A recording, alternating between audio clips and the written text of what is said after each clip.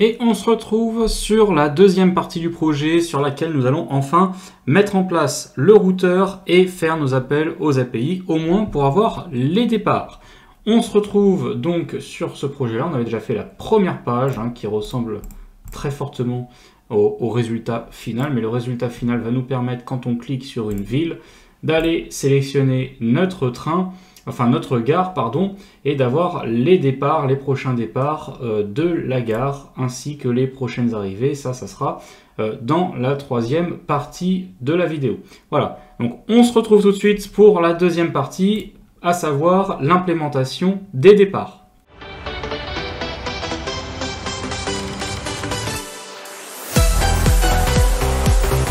Alors, on se retrouve sur le code et je tiens d'ailleurs, pour commencer, à faire un petit erratum sur la dernière partie qu'on a vue ici, à cet endroit-là. On aurait très bien pu ici mettre object.keys et là, à l'intérieur de cette méthode-là, j'aurais mis mon JSON. Donc si je veux le faire, on va voir si ça fonctionne. Donc import, je vais prendre... on va mettre stations peut-être. From notre fichier JSON. Et ici, je vais mettre stations. Donc pour petit rappel, notre fichier JSON, il ressemble à ça. Donc là, ici, si je viens chercher les clés, normalement, je récupère mes villes sous forme de tableau. Donc je regarde tout de suite si ça fonctionne. Ça fonctionne très très bien. Voilà. Donc petit erratum, puisque la dernière fois, on l'a écrit en dur, et finalement, on peut très bien s'en sortir comme ça. C'est même aussi bien de cette façon-là. Ok. Donc on va pouvoir passer maintenant à la suite du travail et notamment à la mise en place du routeur. Donc là, hop, je coupe le serveur et je vais installer en dépendance le routeur. Donc c'est React Router DOM. Donc je l'installe comme ça, je vais pouvoir l'utiliser. Voilà, je peux maintenant relancer le serveur. Et je vais aller dans mon app.jsx, puisque maintenant je ne vais pas juste afficher home en fait, je vais justement utiliser mon routeur pour afficher mes routes. Donc je vais même retourner en fait dans l'index, puisque c'est à ce niveau-là souvent que moi je mets mon routeur. Donc première chose, on va importer le routeur, browser router.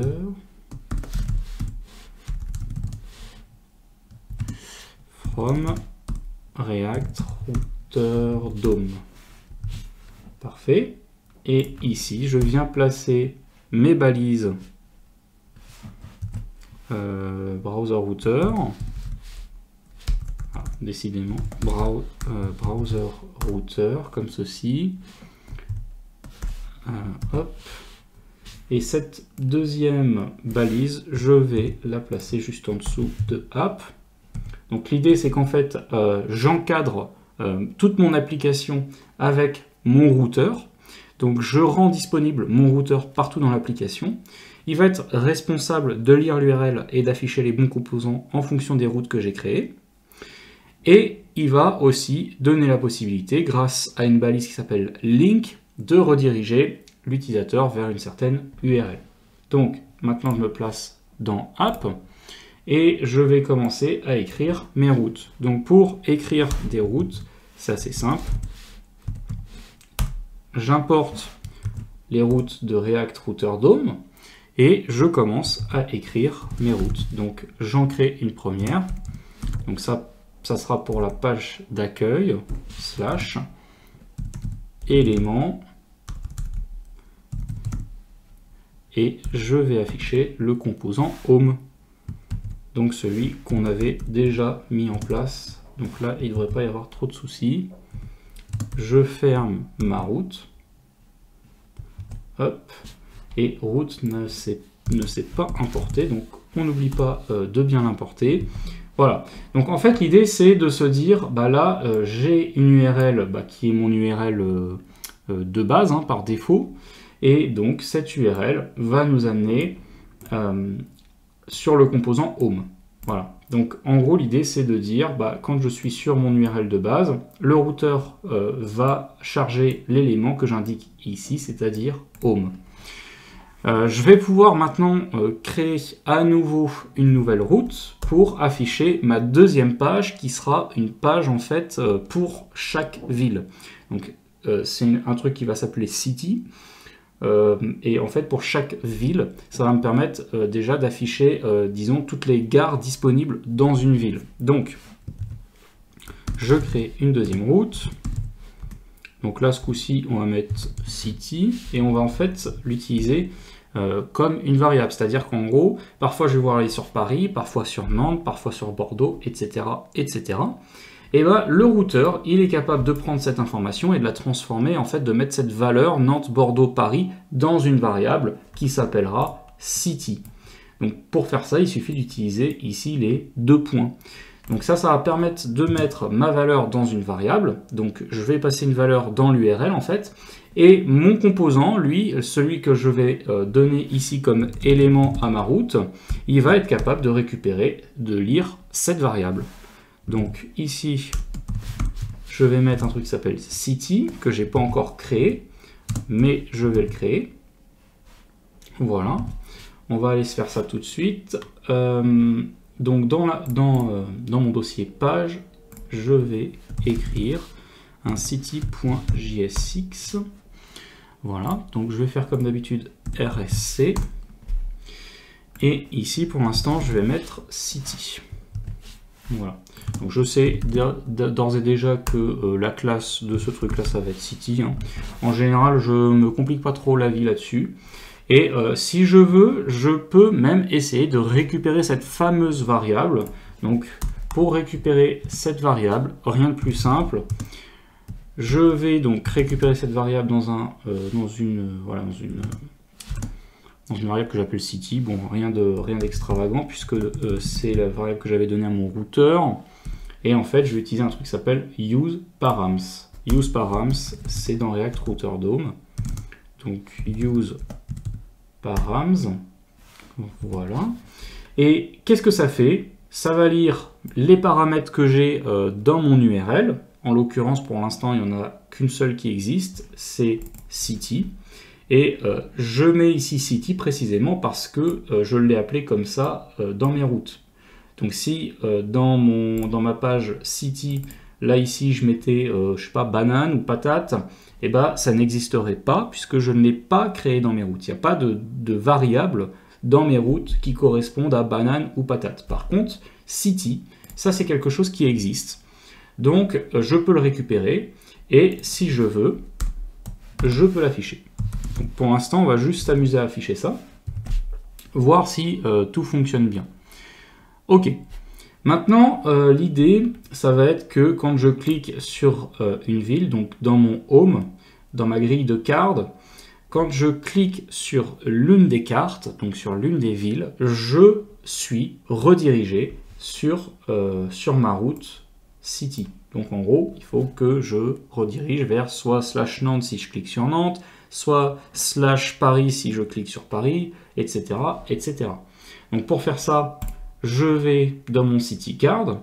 Mon citycard, a priori, c'est le composant qui est responsable de chaque petit carré de ma grille. Et au lieu d'écrire une div ici, je vais écrire un link que j'importe. Et donc ici, je l'ai bien importé, j'ai mon link. Et tout ce que je vais donner en plus en paramètres, c'est un petit to. Et ce to, il va rediriger l'utilisateur. Donc to, je vais écrire donc, dans une template string, tac, je veux city.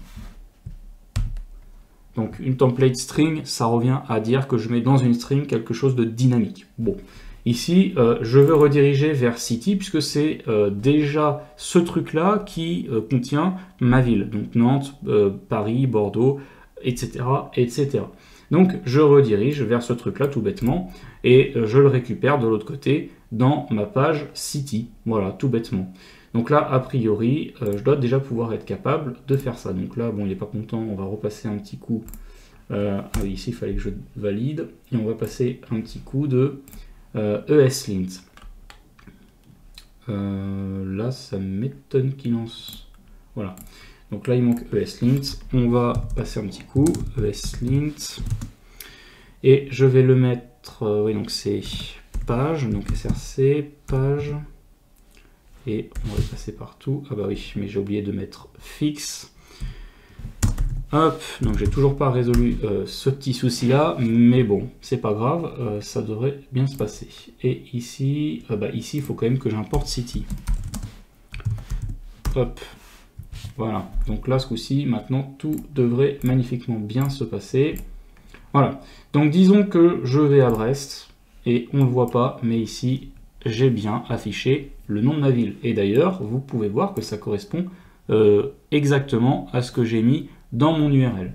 Donc mon link, il me permet de rediriger vers Brest. Ensuite, le routeur, il vient lire cette info-là. Ça correspond à ma route, à la route /2.city. C'est juste que du coup, je lui dis, cette partie-là de l'URL, tu la considères comme une variable qui s'appelle city et qui contiendra la valeur que je mets ici. Donc là, par exemple, pour Brest, j'ai une variable city avec la valeur Brest. Pour récupérer cette variable, ensuite, dans le composant qui s'affiche là, j'ai juste à utiliser useParams qui est fourni dans React Router. Voilà. Donc là, on affiche déjà toutes ces infos-là, c'est déjà pas mal. Donc notre routeur, il est configuré, il est bien en place. Et maintenant, on va pouvoir aller plus loin ici quand j'affiche ma ville. Donc l'idée, ça serait d'afficher ma ville en haut de la page, tel que donc on peut regarder à nouveau le modèle, mais d'afficher ma ville ici, d'afficher ici la liste de mes gares. Vous voyez que si je reviens sur Paris par exemple, j'ai toute une liste de gares que je peux sélectionner et qui m'affiche du coup le petit tableau que vous voyez là, le petit affichage que vous voyez là. Donc je vais faire tout ça. Donc ici, plutôt que d'afficher juste City, je vais venir afficher un titre. Un titre, donc la classe c'est CityName. Et je vais mettre tout simplement City pour le coup, comme tout à l'heure. Voilà. Hop. Et juste en dessous, je veux afficher ma liste de stations. Donc pour afficher ma liste de stations, là je vais créer un composant tout bêtement qui va gérer ça pour moi. Donc je vais l'appeler train stations avec les différentes stations que je vais récupérer finalement de mon JSON. Donc je vais l'importer de mon JSON. Donc import. Donc je peux importer mes stations from gare.json, impeccable, et ici je les passe en voilà, je passe mes stations. Alors évidemment je veux pas passer toutes mes stations, je veux passer que les gares de ma ville en particulier. Si je passe tout l'objet complet, ça va pas servir à grand chose, ou alors il faudra que le prochain composant soit capable de lire juste ce qu'il a besoin, et autant que je lui donne directement juste ce qu'il a besoin, comme ça c'est pas à lui de gérer ça, et c'est très bien comme ça. Donc là je vais juste prendre les stations qui correspondent, enfin les gares qui correspondent à la ville sur laquelle je suis. Et si on regarde le tableau à nouveau, par exemple si je prends Paris, eh bien si je sélectionne en gros ce que j'envoie à mon train stations, à mon nouveau composant, c'est cet objet-là. Donc lui, il aura juste à lire les clés et à afficher finalement le petit affichage avec les quatre gares. Pareil, si par exemple je prends Lyon, il va juste lire mes deux gares, il va les afficher côte à côte.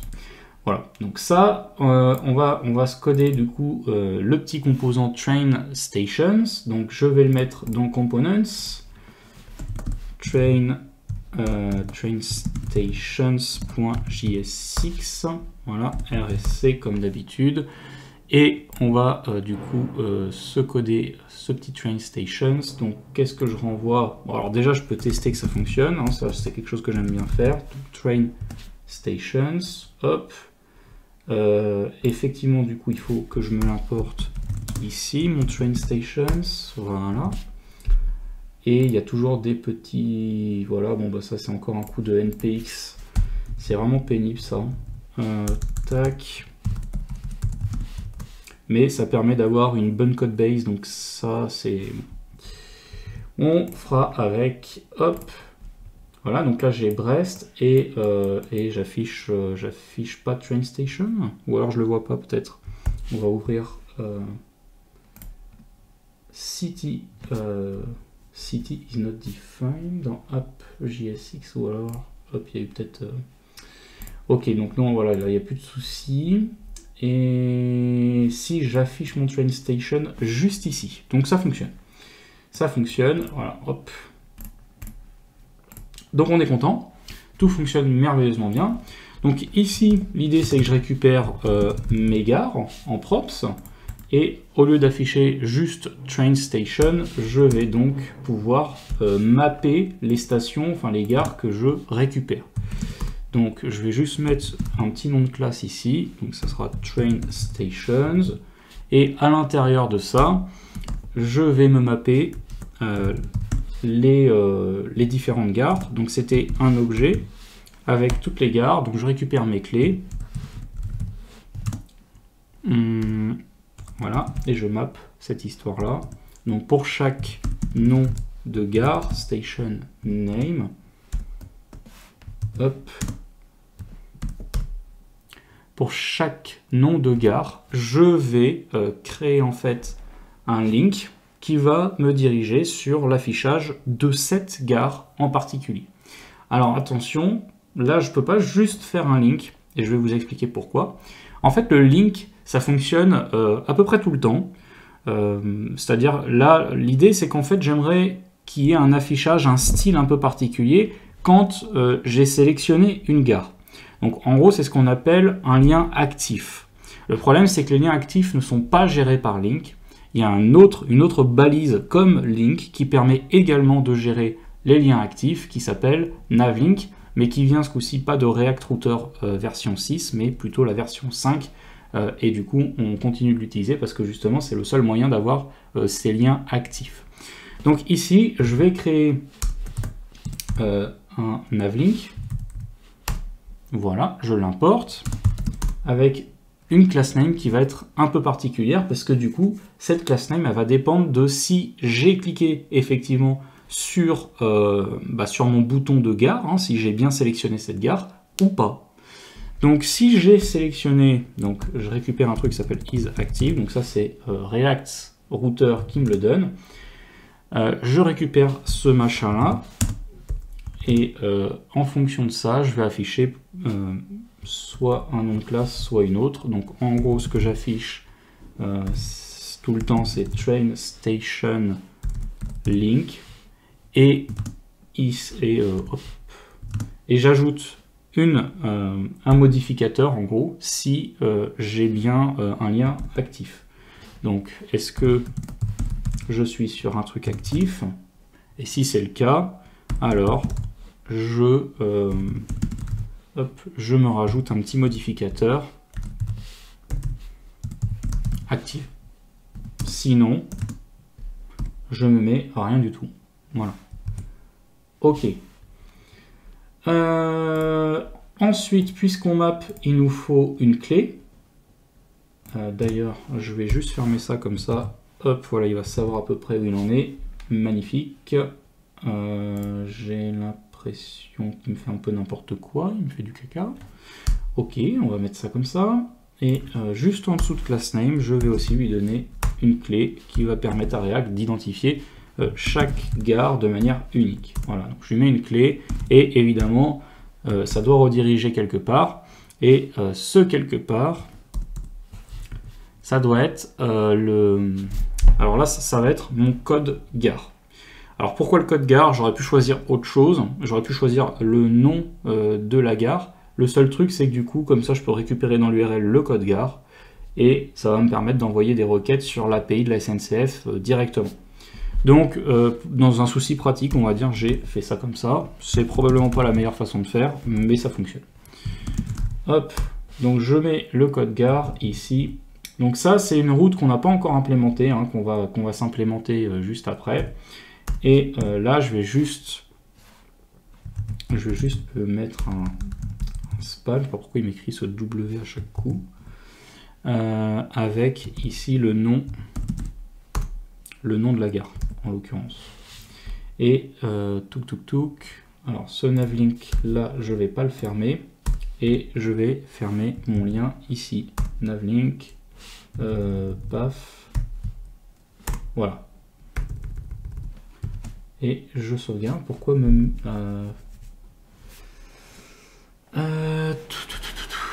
alors, oui, bah oui. En fait, ça va être quelque chose comme ça plutôt. Voilà, ce qui fait que ça dégage. Et là, ce coup-ci, on ne doit pas être si mal. Qu'est-ce qui va pas? Stations. Ah, voilà, bah, on arrive sur les fameux petits problèmes, on va dire, de ESLint. Donc, ESLint, bonne pratique de programmation, de développement. Il faut mettre une validation de props. Hein. Dès qu'on passe des props, il faut mettre une validation de props. Bon, on avait déjà importé les prop tips, donc je vais juste avoir besoin d'importer prop tips, ou plutôt ça c'est le nom de la librairie, et en fait ça s'appelle prop tips comme ça, from prop tips. Voilà, on va se faire ça juste en dessous. Donc mon composant il a des props, paf, et il a une props qui s'appelle stations, et ça c'est de type object et il est obligatoire. Oula, impeccable. Alors le problème de ça, c'est voilà, c'est ça. Le problème de ça, c'est que évidemment, ça ne suffit pas. Il est encore pas content avec ça. Pourquoi? Parce que object, ce n'est pas un type autorisé par les standards Airbnb. Un objet, c'est quelque chose d'assez complexe qu'il faudrait détailler.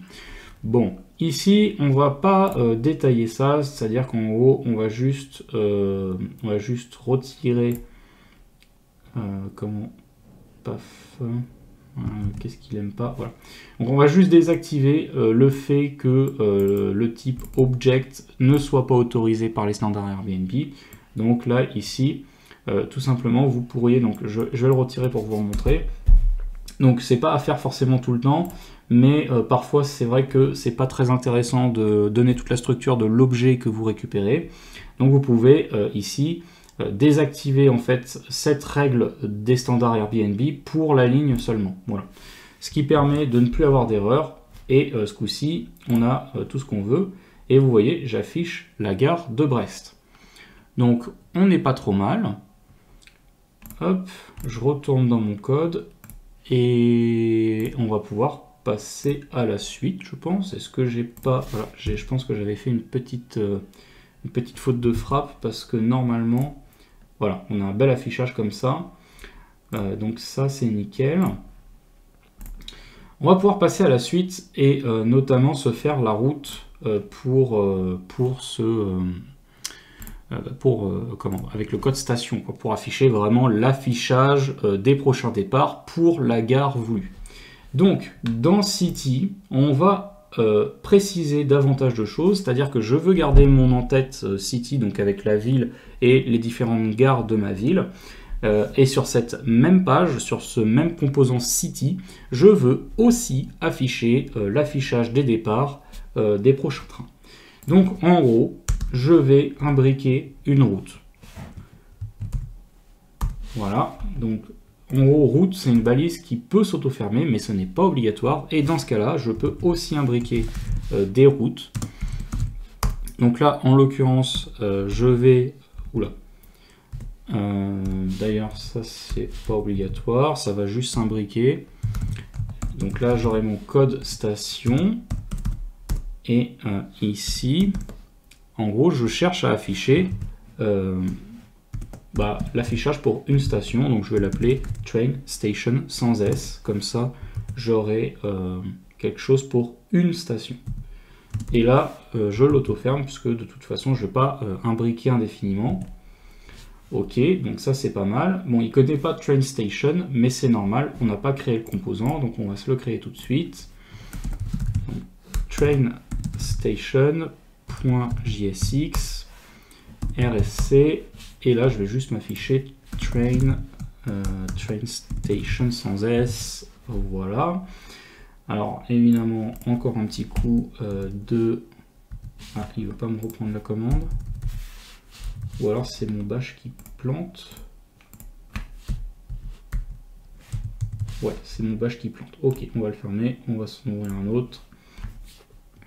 npx eslint src, et on est dans component, hop, fixe. Donc on se corrige ça, ça va être rapide, voilà, c'est impeccable. Et normalement, alors j'ai une erreur, oui voilà, parce que train station, je ne me le suis pas importé. On se l'importe sans S, et du coup sans S ici aussi, hop, ok. Donc si je clique sur gare de Brest, donc ça me met bien mon code gare ici, et je sais pas si on le voit. Alors on va essayer de descendre un petit peu, donc j'ai ma city, là j'ai mes gares, ok. Ah oui, bah c'est normal qu'on ne voit pas encore city, parce qu'en fait, quand on a une route imbriquée, il faut lui dire où est-ce qu'il affiche le composant en question. Donc il y a une autre petite balise, parce qu'en gros là on est dans la page city, donc ça c'est toujours vrai. D'ailleurs la preuve en est que j'ai toujours cet affichage là, malgré que j'ai un cran plus loin, malgré que je sois un cran plus loin dans mon URL. Donc en fait l'idée c'est que ce train station là, ce composant, il ne sait pas où l'écrire parce que bah je lui ai pas dit. Je suis là-dedans, et en fait là-dedans il ne sait pas où le mettre. Voilà. Dans City, il faut que je rajoute une petite balise qui s'appelle Outlet et qui permet de préciser où est-ce que je veux afficher mon sous-composant, enfin mon composant pour ma sous-route.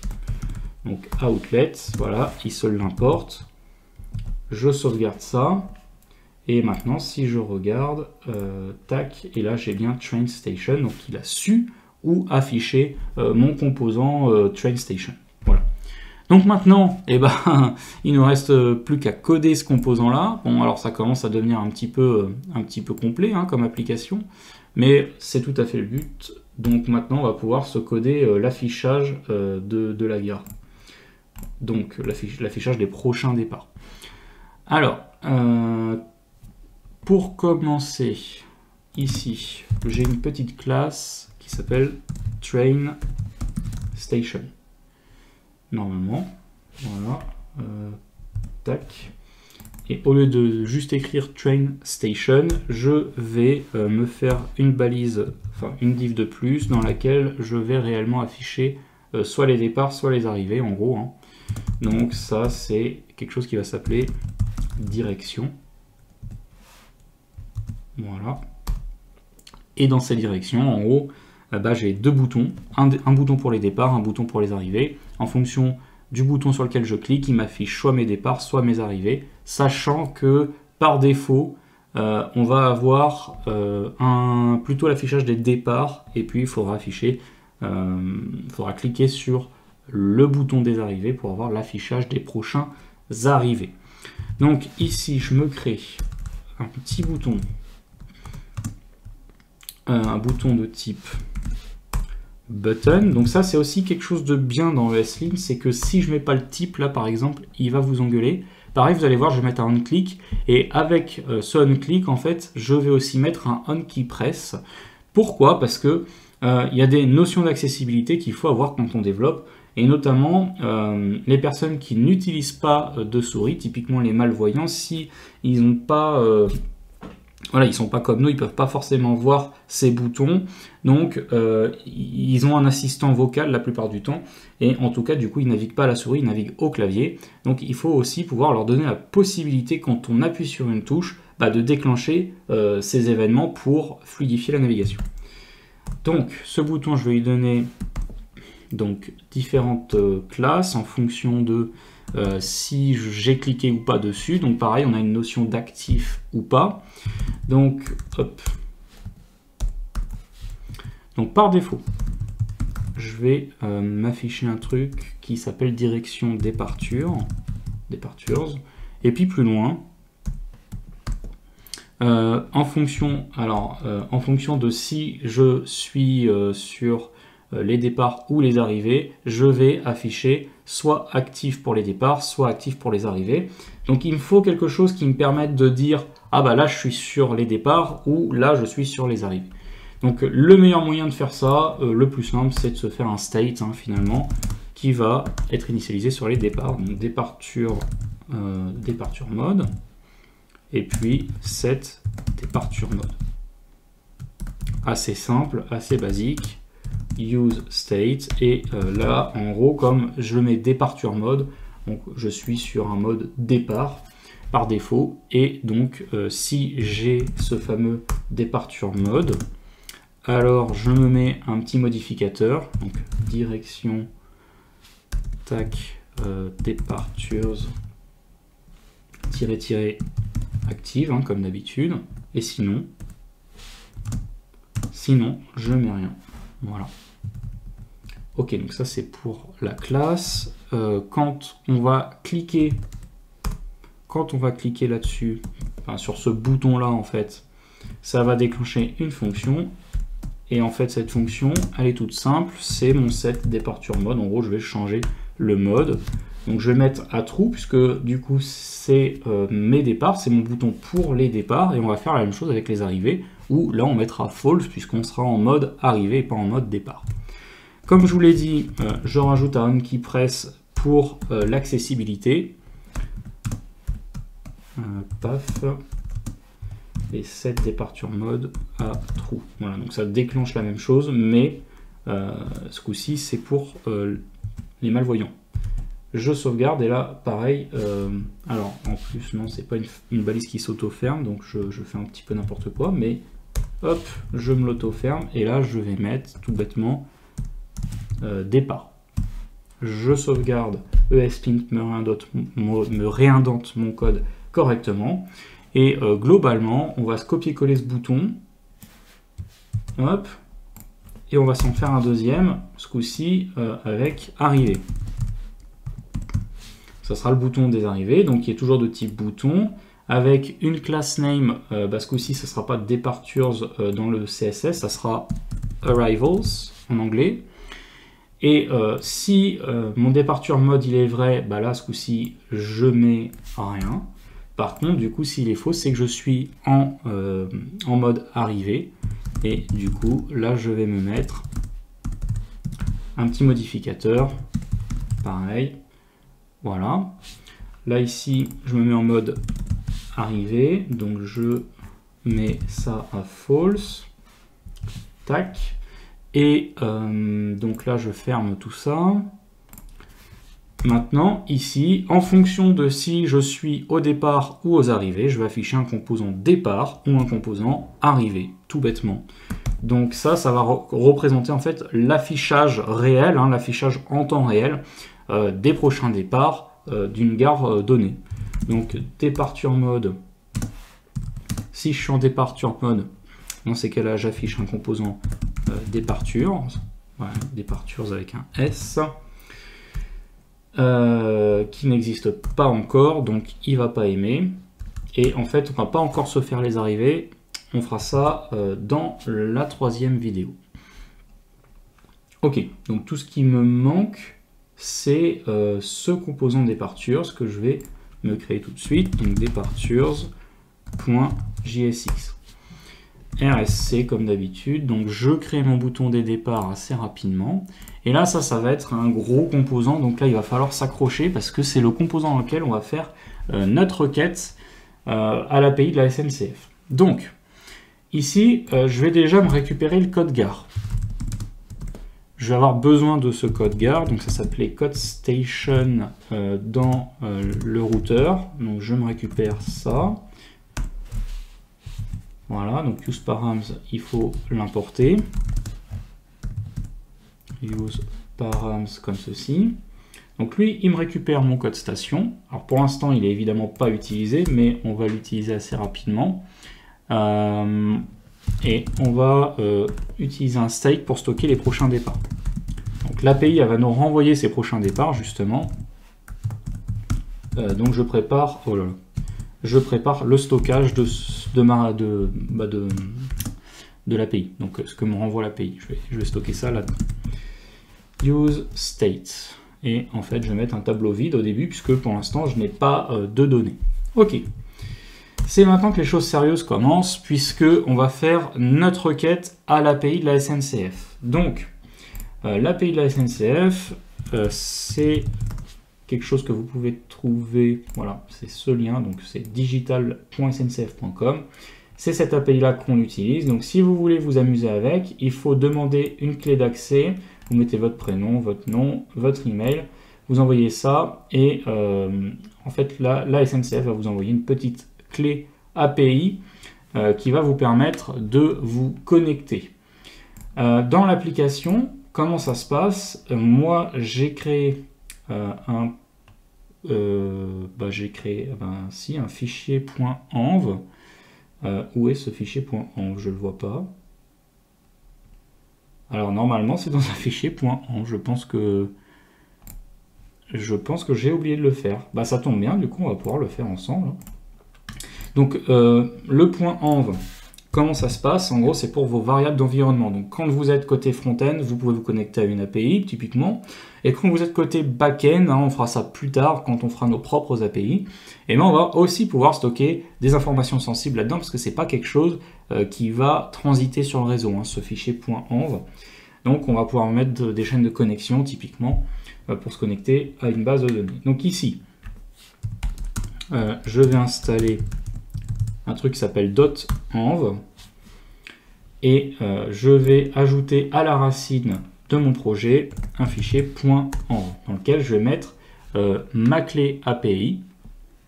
Donc c'est quelque chose qui s'appelle React App API Key. Et vous, ici, vous collez votre clé API. Moi, je vais coller la mienne. Bon, de toute façon, c'est une clé, enfin, moi je m'en fous. Voilà, donc j'ai collé la mienne. Et je vais pouvoir l'utiliser directement, donc ici, quand je vais faire mes requêtes. Donc, comment ça va se passer? Alors maintenant, je peux relancer le serveur, puisque j'ai installé mon .env. Et comment ça va se passer pour la requête? Et bien en fait, React, il a prévu un hook qui permet de gérer les effets de bord. En fait, en réalité, ça permet surtout de gérer, de lancer du code, de gérer en fait les cycles de vie d'un composant. Donc, ces cycles de vie, ils sont généralement au nombre de au moins 3, on va dire, quand le composant est créé, quand le composant est mis à jour et quand le composant est détruit. Donc en fait, vous allez pouvoir agir à ces moments-là du cycle de vie des composants. Et notamment ici, pour mes départs, je vais pouvoir, au moment de la création de ce composant, envoyer une requête à l'API de la SNCF de manière à recevoir mes prochains départs. Donc, comment s'utilise, enfin déjà, quel est ce hook qui permet de gérer les effets de bord? C'est useEffect.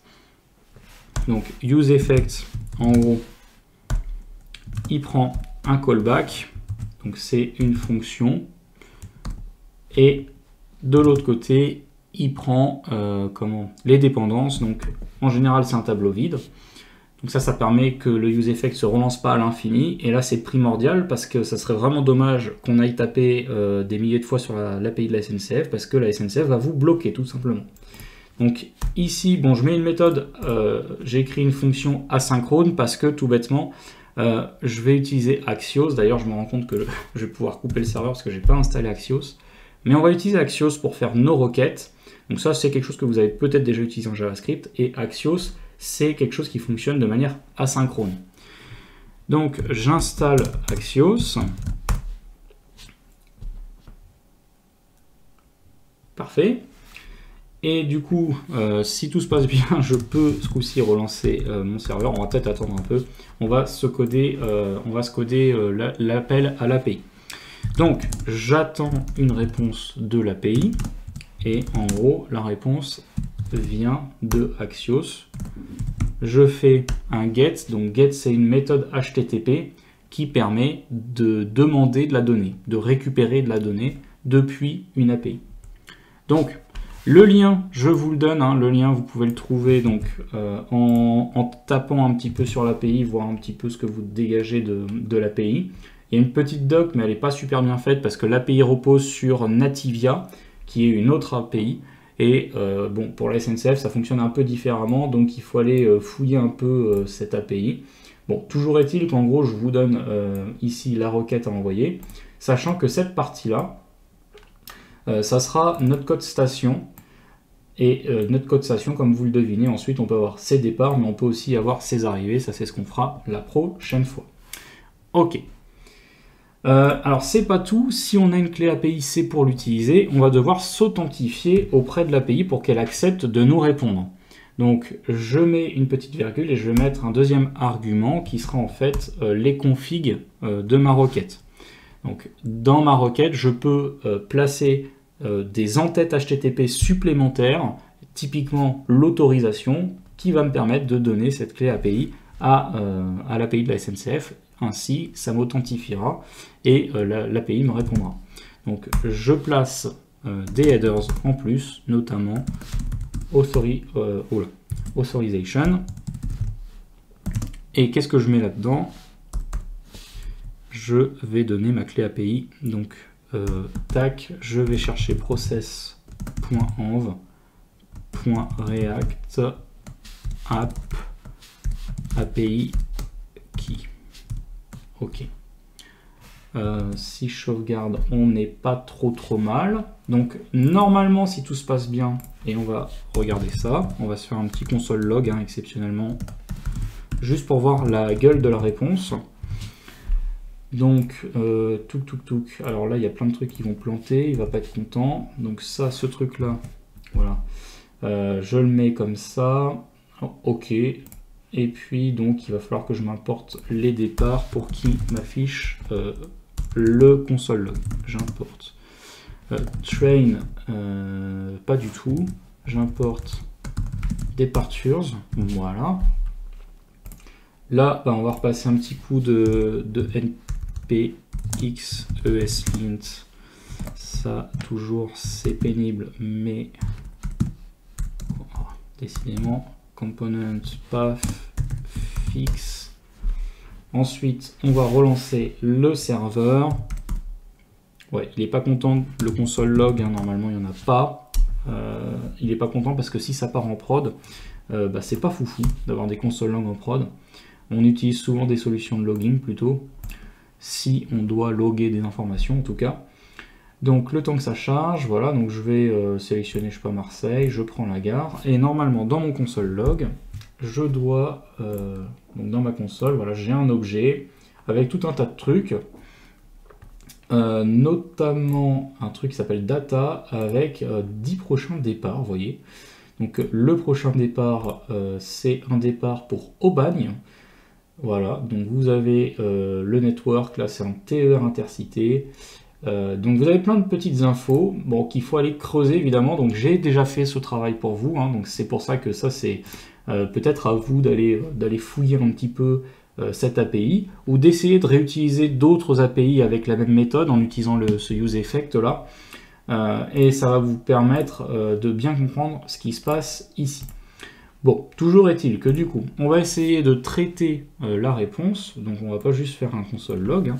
C'est pas très intéressant de faire un console log, c'était juste pour nous donner une idée de la tête de ce qu'on reçoit. Et moi, je vais plutôt du coup, hop, utiliser mon state, donc on va se faire un objet. Alors déjà, je vais me créer un objet intermédiaire, donc ça provient de l'API. Et donc dans ma response, je prends les données, je prends les départs et je les map. Voilà, donc comme vous avez vu, il y a plusieurs départs. Donc pour chaque départ, je vais exécuter un certain nombre de choses, enfin je vais stocker un certain nombre d'informations, notamment l'ID. puisque la SNCF nous fournit un ID pour chaque trajet. Donc je le prends. Donc bien sûr, je ne l'ai pas pondu, hein, j'ai mis du temps à trouver toutes ces infos, mais je vous laisse essayer de regarder un petit peu, de retrouver finalement tous ces objets-là. Transportation mode. Alors j'avais mis un opérateur, bon au final il sert à rien. On va le laisser comme ça. En fait je me disais que les trains ils pouvaient ne pas être gérés par la SNCF, et souvent sur les télés il y a un icône supplémentaire, typique, je sais pas si c'est la Deutsche Bahn ou les compagnies italiennes, espagnoles ou quoi. Mais bon, j'ai pas été aussi loin, donc en fait au final l'opérateur il est vide, mais c'est pas grave. Le reste est plein. Donc je récupère l'information, display information, et ça c'est donc network. Donc ça c'est le mode de transport, donc c'est TER, TGV, etc. Le numéro du train, on l'a dans départure, display, information, head, sign, ok. Ensuite, moi je me suis mis en base départure time, donc ça c'est l'heure à laquelle le train est censé partir. Et je me suis codé justement une petite fonction qui me permet de parser la date que la SNCF me renvoie, parce que la date de la SNCF elle est au format UTC. Évidemment c'est pas quelque chose qui me plaisait, donc je me suis créé un petit fichier utils, donc je vais l'écrire ici, il va pas connaître, mais du coup il y a une petite fonction intermédiaire qu'on va se coder juste ensuite avec départure.stop date time base départure date time. Alors si je vous montre ce truc là, donc c'est dans départure stop date time, on va essayer de se retrouver ça. Donc là dedans, alors on voit pas très bien d'ailleurs, je vais augmenter un petit peu. Voilà. Donc je vais dans Data et je vais chercher mes départs. Pour chaque départ, j'ai ici un Stop Date Time avec une Base Departure Date Time. Donc voilà, en gros, ça me renvoie ce truc-là de format. Donc j'ai un T qui sépare l'année, le mois, le jour de l'heure, minute, seconde. Voilà. Bon, moi, c'est pas quelque chose qui... voilà, c'est un format un peu particulier. Et moi, j'aimerais en fait utiliser voilà, les formats un peu plus standards, on va dire, pour faire ce que j'ai à faire. Donc, je parse ma date de manière à pouvoir utiliser cette date correctement. Bon, je me suis aussi mis un truc qui s'appelle Real Departure Time, parce que bah, du coup, c'est ça qui va me permettre de calculer les retards. Parce qu'en réalité, comme vous le savez déjà, la SNCF n'est pas toujours à l'heure. Et du coup, ça me permet d'afficher justement ce retard. Donc ça, je l'ai dans départure, stop date time et départure date time. Voilà. Donc j'ai un départ de base et puis j'ai un réel départ. Ok. Qu'est-ce qui me manque? La destination quand même. Donc la destination, départure, display information, point direction. Alors dans direction, j'ai pas forcément quelque chose qui me plaît beaucoup parce que display information, direction, voilà. J'ai Aubagne et puis entre parenthèses j'ai un truc, enfin j'ai de nouveau Aubagne. Alors des fois c'est en fait entre parenthèses j'ai le nom de la ville. Parce que des fois sur une gare, typiquement sur je sais pas Lyon-Pardieu, et bien je vais avoir entre parenthèses Lyon. Bon. J'ai pas, moi je veux pas spécialement la ville puisque c'est le nom des gares qui m'intéresse pour la destination, donc je vais juste splitter la partie qui m'intéresse pas. Donc en gros, voilà, hop, et je récupère juste la première partie de ce truc là. Ok, paf, donc là j'ai fait une erreur surtout, voilà. Donc response, voilà, bon j'ai oublié un S ici, donc ça des petites broutilles. Donc parse UTC date c'est normal, il ne le connaît pas, on va le coder juste ensuite. Et là maintenant je peux mettre à jour mon state avec les prochains départs. Voilà, donc ça va correspondre à ce que je me suis créé comme objet ici. Donc c'est un objet très complexe avec un ID, un mode de transport, TER, TGV ou autre chose, le numéro du train, le départ prévu, le départ réel et puis la destination du train. Tout ça, je le stocke dans mon state et je vais pouvoir ensuite utiliser ça pour l'affichage réel du composant. Ok. Alors juste du coup parse UTC date, ça on l'a pas, donc je vais créer ça tout de suite. Donc moi j'ai un petit fichier utils.js dans lequel je me suis codé quelques petites fonctions, notamment le get UTC date, paf get UTC date, voilà, hop. Donc je prends la date, j'en fais une nouvelle, je fais une date. Ensuite je récupère, alors attendez, get UTC date, c'est un peu bizarre parce que, ou alors, ah non mais c'est parce que c'est parse UTC date. Et ça, du coup, ça prend la date de l'API. Voilà, ça c'est pas mal. Donc en fait, hop, hop.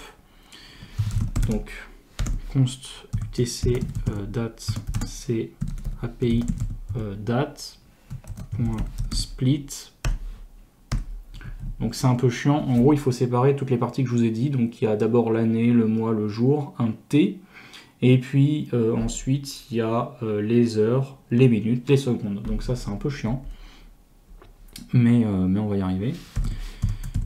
Hop, je prends la date. Donc d'abord, je prends... Hop.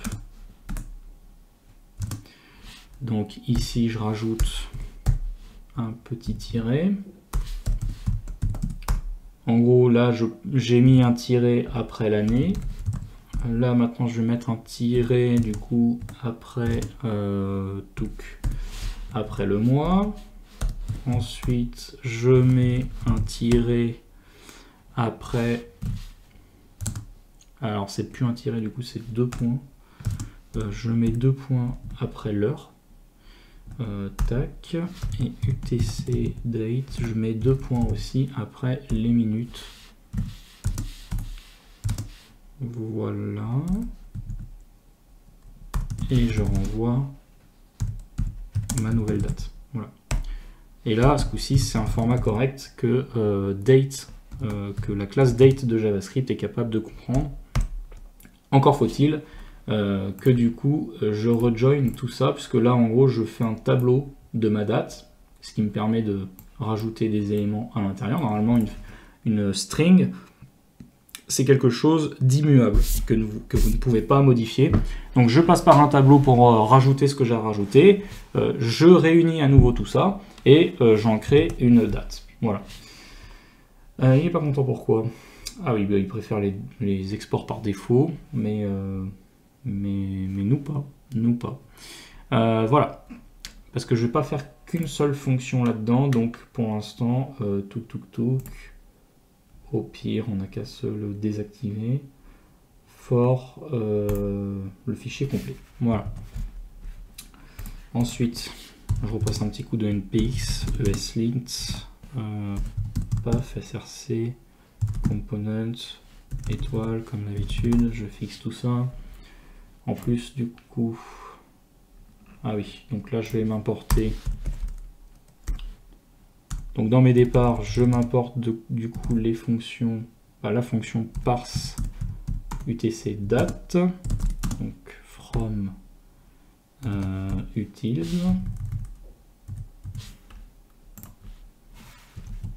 Ok. Ah, useState, je ne l'ai pas importé.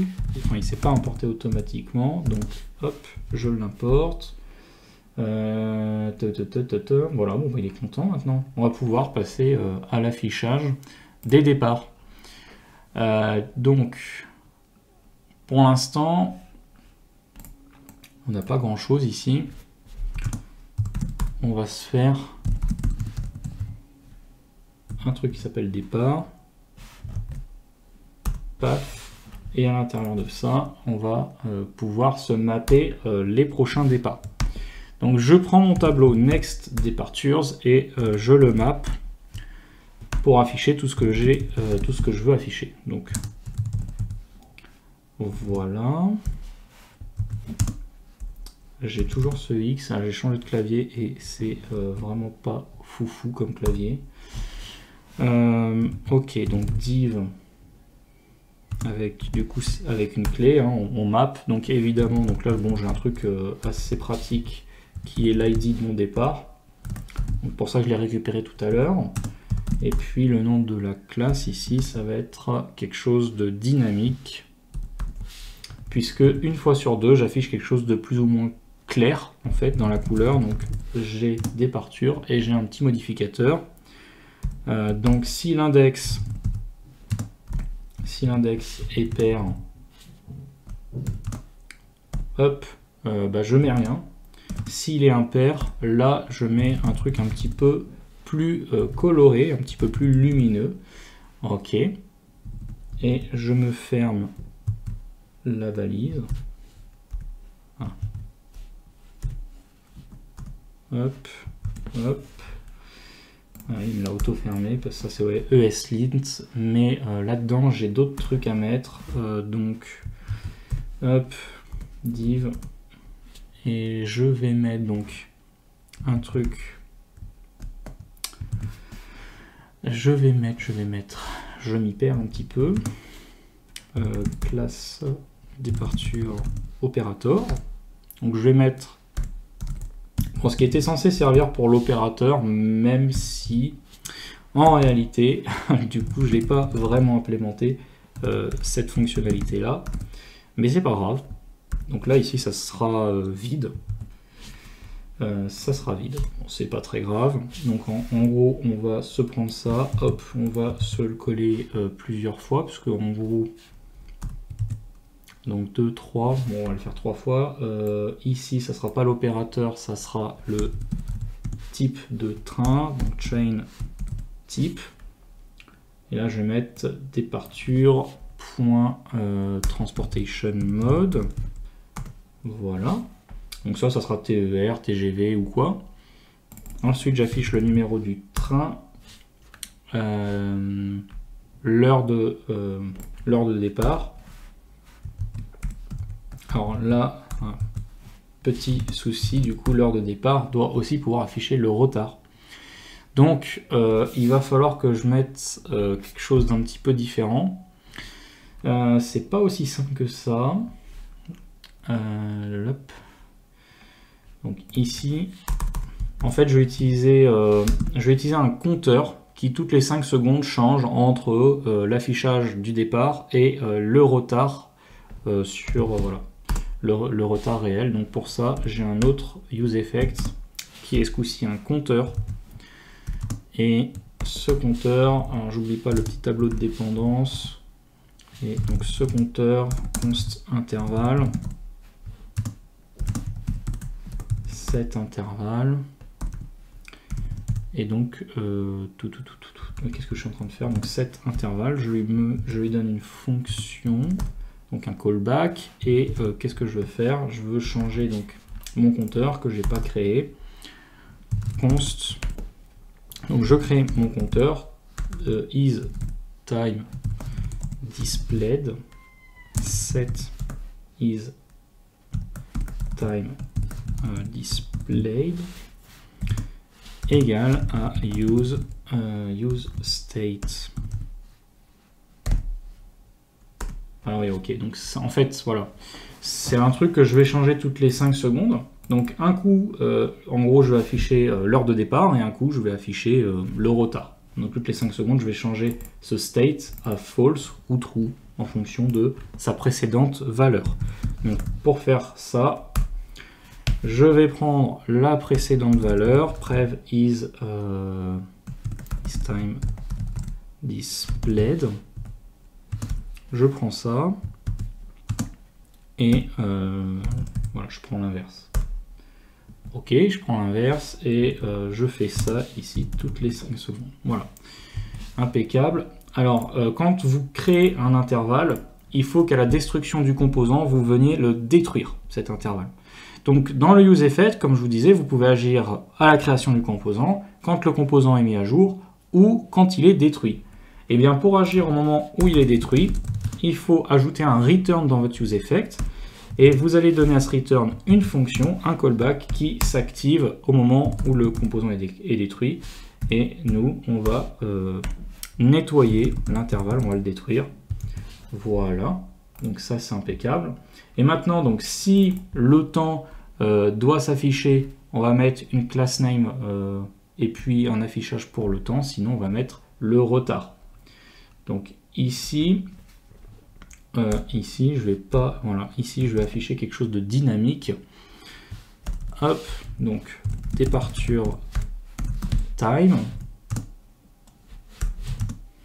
Et j'ajoute une classe qui dépend de isTimeDisplayed. Donc si le temps s'affiche, bah là je mets rien. Et sinon, sinon departure time, bah en fait je ne l'affiche pas ce départ. Donc disappear. Voilà.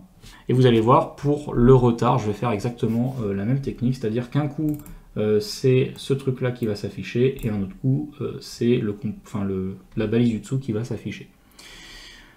Ok, donc ça c'est pour mon P. Du coup, tac. Et là-dedans, du coup, je vais afficher mon heure de départ.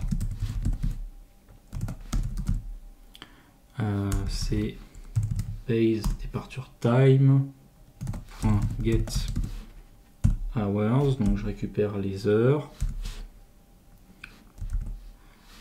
Voilà, je mets mon petit H pour les heures et je récupère get full minute de departure base departure time. Alors ça c'est une fonction que je ne connais pas encore, pareil c'est un truc que je me suis codé parce que il n'y a rien qui me donnait. En fait le problème c'est que quand vous avez des minutes entre 1 et 9 compris, il ne vous affiche pas 0,1 ou 0,2 ou 0,3 ou 0,4, il vous affiche 1. Donc des fois vous avez 19h1 et pas 19h01, donc c'est assez moche. Donc je me suis recodé une fonction qui me donne la totalité des minutes. Donc je vais vous montrer ça. Et on va refaire un deuxième componente, enfin une deuxième balise, hop, qui va afficher ce coup-ci les retards. Donc pareil avec le même subterfuge ici, je viens dynamiquement chercher mon state de départ, donc departure delay, et j'ajoute si is time displayed. Alors pourquoi il me le propose pas? Ouais. Donc si je suis sur l'affichage de l'horaire précis pour le départ, là je fais disparaître mon retard. C'est pas au retard de s'afficher, donc je mets un disappear en modificateur. Et sinon, c'est à lui de s'afficher, donc là pour le coup je mets rien de plus. Ok, donc ça c'est pour le nom de la classe, et pour l'affichage en lui-même,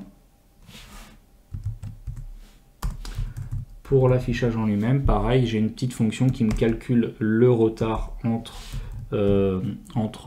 le base departure time et puis le real departure time que j'ai récupéré de l'API.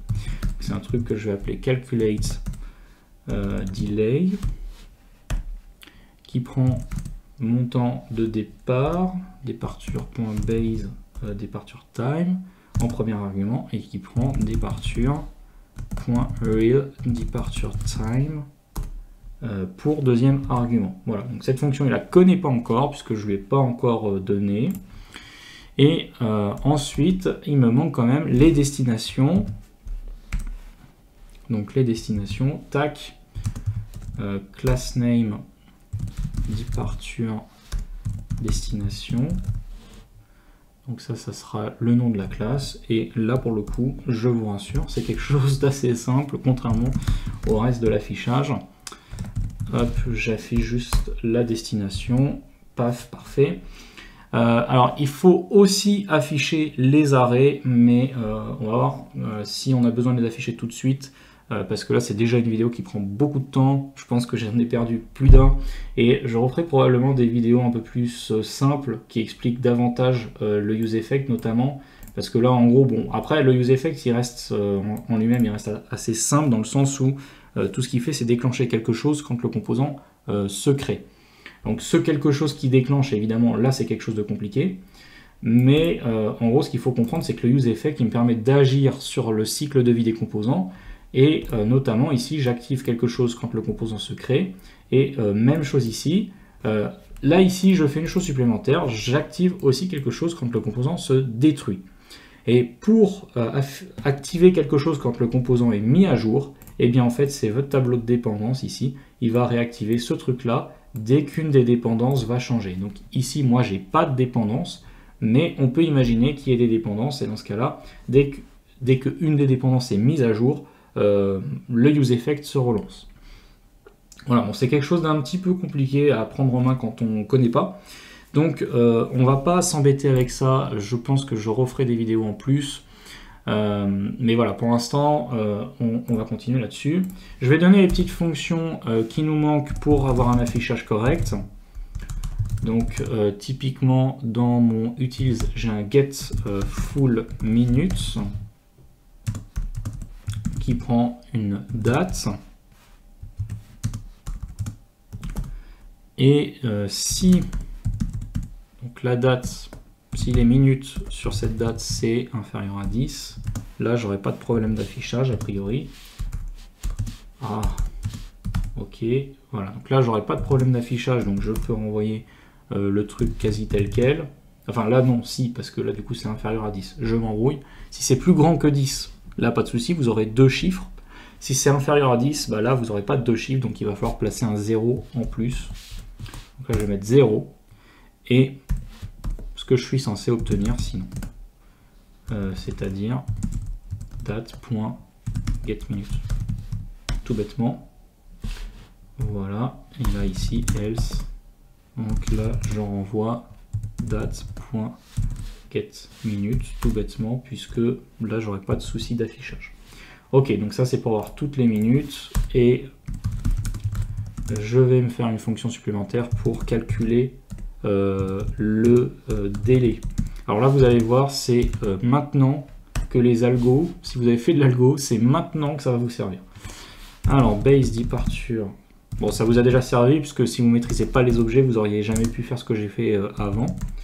Mais là c'est encore plus avancé. Donc hop. Donc là, je vais travailler sur les dates. J'ai comme mon horaire de départ prévu et mon horaire de départ réel. Donc il va falloir que je travaille dessus.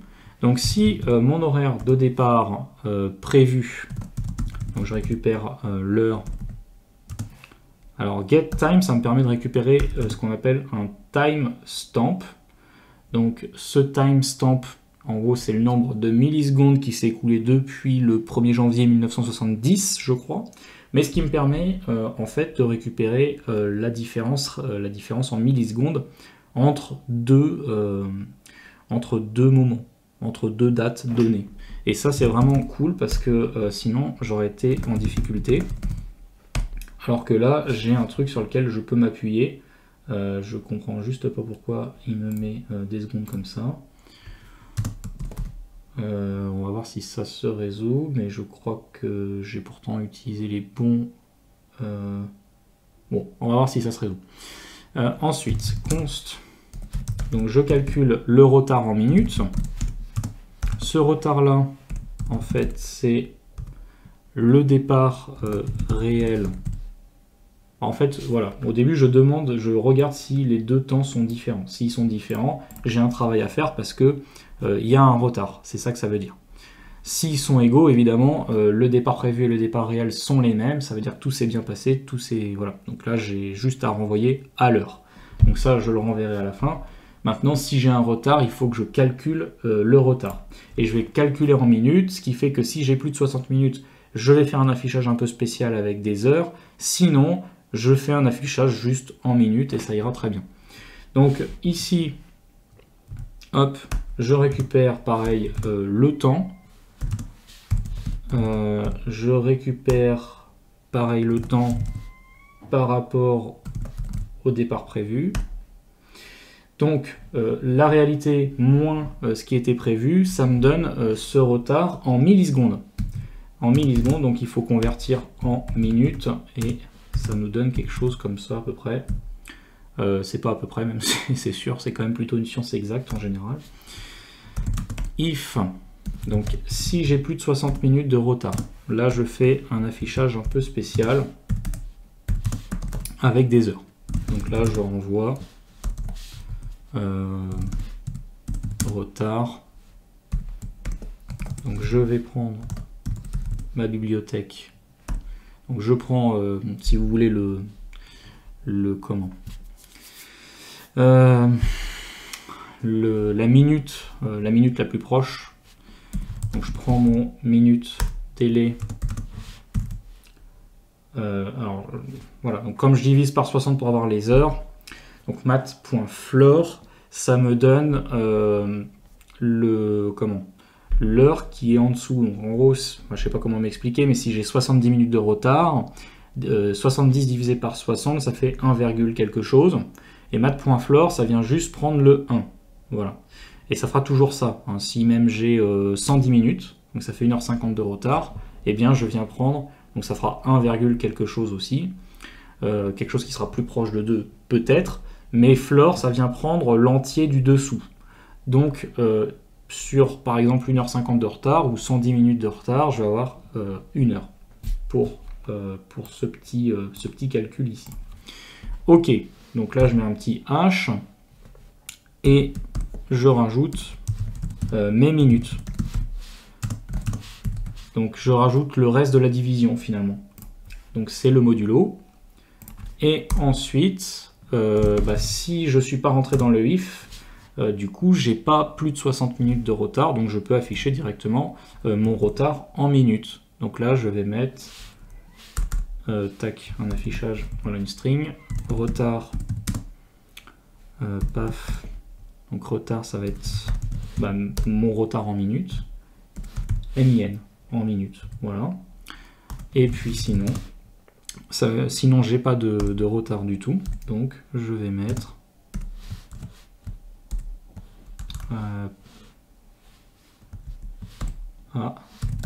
alors je pense que là j'ai quelque chose qui va pas. Ah bah oui, tout à fait. Hop, la fonction fléchée qui n'allait pas depuis le départ. Voilà, donc là ce coup-ci j'ai un bel affichage propre. Et donc maintenant là-dedans, j'ai plus qu'à m'importer tout ça. Donc j'ai par un parse, un get full minutes et un calculate delay. Voilà. Paf, paf, paf. Tout est bon.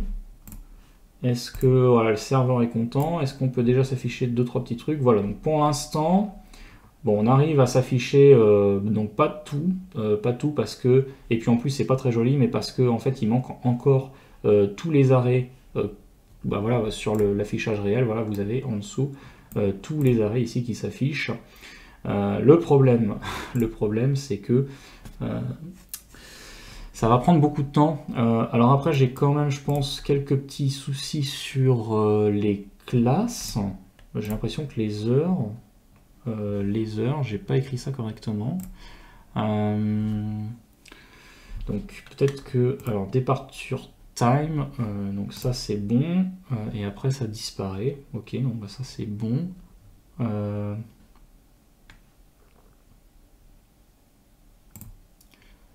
Mais je pense que je me suis un peu embrouillé. Alors, il y a l'opérateur d'abord, le type du train, et il n'y a pas un opérateur ici. Voilà, c'est ça qui pose peut-être souci. Là, j'ai le numéro du train. Train number. Ok, departure time, ça pour moi c'est bon. Je pense que, ouais, je pense que c'est pas trop mal. Et puis j'ai le retard, et puis j'ai la direction, la destination, departure destination, très bien. Ok, ça me donne quoi? Ok, donc déjà ça s'affiche bien ici comme ça. Hop, je vais dégager ça. Je sais pas, hop, ouais, non. Donc j'ai toujours un petit problème ici sur l'affichage de mes heures. Ça aurait dû être en jaune. Alors je comprends pas, donc je vais ouvrir la console. On va aller chercher ça. Alors est-ce que j'ai un petit color qui s'applique? Non, je ne pense pas. Departure time. Ah, bah il n'y a qu'un seul underscore. Voilà, donc c'est le souci. Departure time. Voilà, j'ai oublié. Underscore, ça va être beaucoup plus joli. Oh, magnifique. Magnifique. Voilà, donc j'ai quelque chose qui est beaucoup plus sympa. Même si il nous manque du coup l'affichage des arrêts pour le moment. Et j'ai que quelques informations. Enfin, déjà pas mal d'informations quand même. Mais je pense que cette vidéo est déjà très longue. Donc en fait, on va s'arrêter là. On fera l'affichage des arrêts dans la prochaine vidéo. Donc ça permettra de réviser le use effect, de retaper sur l'API SNCF. Et puis on fera également l'affichage des arrivées avec pareil les gares. Voilà, c'est quelque chose qui ira probablement un peu plus vite parce que on a déjà vu un petit peu la gueule de la réponse qu'on a pour les départs. Donc pour les arrivées, ça va donner à peu près la même chose.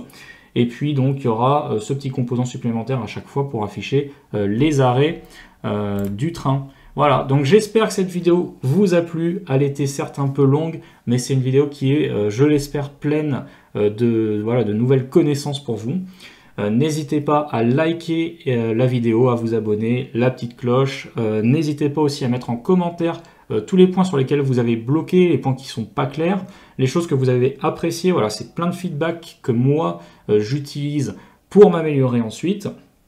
Et on se retrouve donc dans la prochaine vidéo. Portez-vous bien.